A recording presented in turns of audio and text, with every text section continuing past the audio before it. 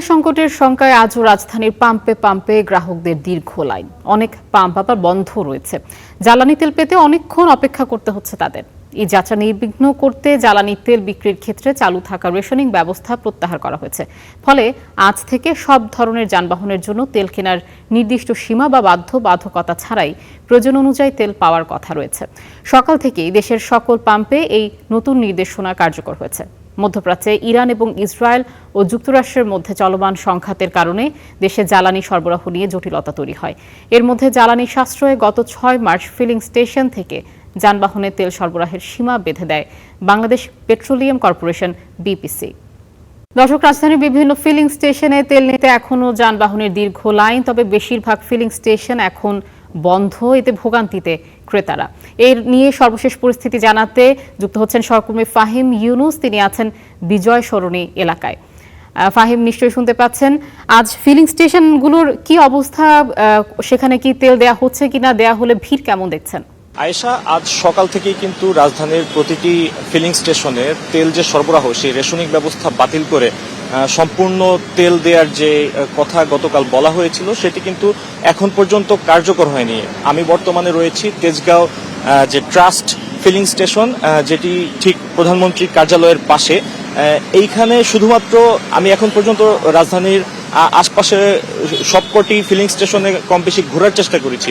সেখান থেকে আমি এসে যেটি দেখতে পেয়েছি যে বেশিরভাগ ফিলিং স্টেশনে কিন্তু বন্ধ রয়েছে পেট্রোল, অকটেন এবং ডিজেল দেয়ার। তবে এই যে ট্রাস্ট ফিলিং স্টেশনে শুধুমাত্র এখানেই দেখা যাচ্ছে যে আগের যে রেশনিং পদ্ধতিতেই কিন্তু তারা এখন পর্যন্ত তেল দিচ্ছেন ক্রেতাদেরকে। তবে বলে রাখি যে গ্যাস দেওয়ার যে কার্যক্রম সেটি কিন্তু স্বাভাবিক রয়েছে, তবে তেল দেওয়ার যে কার্যক্রম এটি কিন্তু মোটামুটি ঢাকা শহরের মধ্যে বেশিরভাগ ফিলিং স্টেশনেই কিন্তু বন্ধ রয়েছে।